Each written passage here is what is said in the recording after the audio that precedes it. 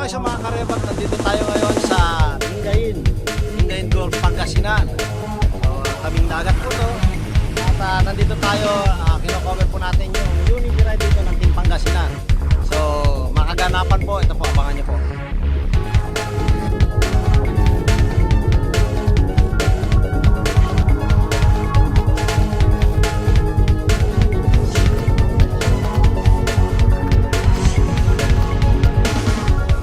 Ang Team Unity kasi nabuo siya sa 5 grupo lang. Unang grupo kasi nag-charity kami doon sa Angeles, Pampanga. Kasama namin doon yung mag-volunteer ng ECR.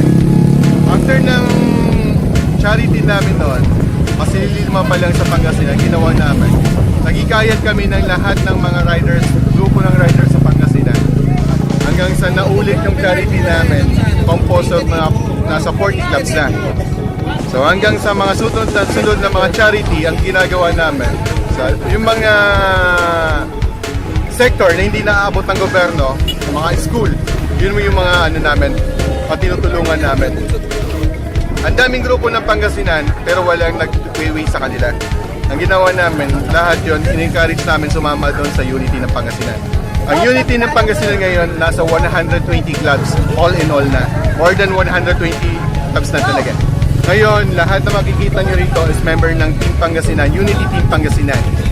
Kaya, ang inorganize namin to para tutulan ang doble plaka na panukalan ni Secretary Gordon na RA 11235 na doble plaka. Hindi naman makakatulong ang doble plaka, kundi ito ay delikado sa motorista at sa mga dadaanan ng motorista. Kasi pag ito ay lumipad, pwedeng yun ang magiging mitya na kamatayan ng isang rider.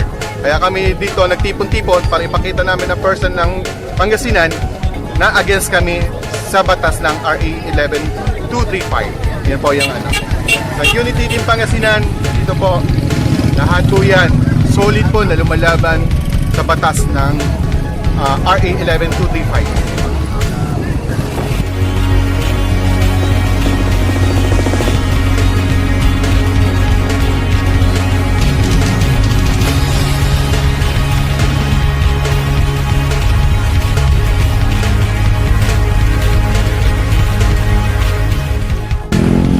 Makikita nyo lahat po ng riders ng Pangasinan nagtipon-tipon po dito sa isang lugar para tutulan po ang panukala ng batas na RA 11235 na anti-plaka. Double plaka po. Hindi po safety para sa mga motorista. Kaya ito po ang gagawin namin para maipakita ang person ng Pangasinan. Buong Pangasinan po ang nagtipon-tipon ng mga riders. Siguro abot ng mahigit 1,000 riders po andito ngayon. Kaya makikita nyo dito sa lugar na to, andito po lahat, nagtipon-tipon mga riders para ipakita na tutol sila sa anti-plaka law na ginawa ni Secretary Gordon na yan. Kaya, Senator Gordon, ito para sa'yo. Ito ang pagtutol namin sa doble plaka na ginawa mo.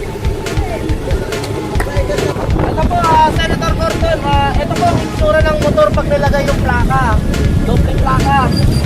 Ngayon, pag nadaanan kami ng kuwas, may tendency na tumama sa amin yung plaka, kaya napakalinaw po na maling-mali po yung batas na ginawa mo.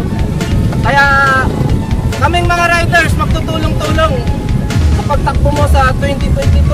Hindi ka namin ipoboto, lahat kami. Kami po yung mga riders from Pangasinan. We're representing our different clubs. Then, nangyari po ang Unity na to, group ride, simultaneous Unity ride dahil po against po kami sa ginawang batas ni Senator Gordon regarding po sa double plate. Unang-una po, ang LTO po hindi makapag-provide sa amin ng isang plaka lang. Tapos ginawa pa pang dalawa, tapos mas malaki. So sana po, ma-revise natin yung ginawang bill para naman maging pantay sa lahat po ng riders. Riders kami, hindi kami kriminal. So, yung ginawang plaka po, mas malaki. Kapag nag-ride po kami or let's say mabilis po yung andar, pwede pong pag-kontra ng hangin, pwede po kami magpa dahil po sa impact ng hangin. Yun lamang po, ang hinahin po namin, buong riders po ng Pangasinan, is tayo, Senator Gordon.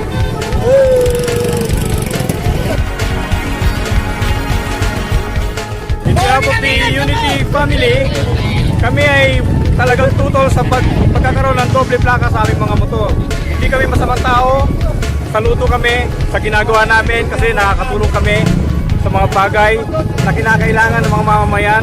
Lagi kaming handa, sakuna, naka-ready kami, naka-deploy. Kaya hanggat maaari sana, labanan natin, tutulan natin ang pagkakaroon ng doble plaka sa ating mga motor dahil ang hatid lang nito ay disgrasya sa kapwa natin motorista. Salamat po.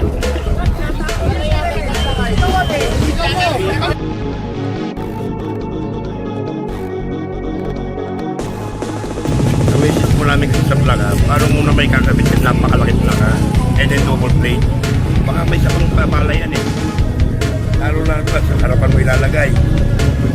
Hindi sa pag-ano, madisgrasya yung tao. Baka yung plaka pa po nang tatama sa katawan ng tao. Sobrang laki. Yun lang pong inaro namin, kaya kumari, tama lang po yung isang plaka natin sa likod. Okay lang yung size na yun. Yun lang pong naglalaban.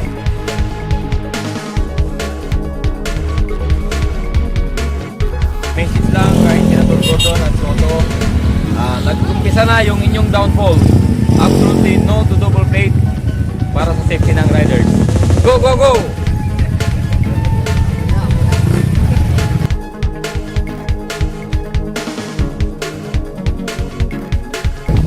Tartado kang Gordon, hindi kami kriminal. Ayaw namin do double plate. Doble plaka yung motor namin. Ano to? Tindahan ng plaka? Gago. Riders kami, hindi kami kriminal. Bakit kailangan pa nilang mag-doble plaka kung ano-anong ginagawa na sa buhay nila? Dapat yung ano lang, kahit na 10 plaka, 20 plaka yung ilagay natin. Kung wala namang may bibigay yung LTO, wala rin. Tingnan mo yung mga motor, kahit na buong isang plywood pag ganong kalaki yung plaka.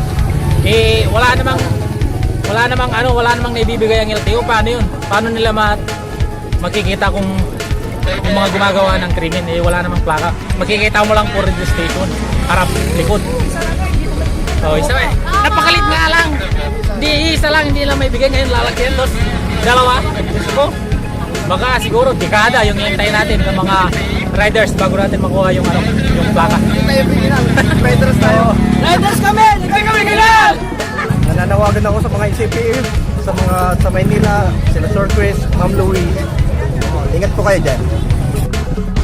Riders kami, hindi kami kriminal.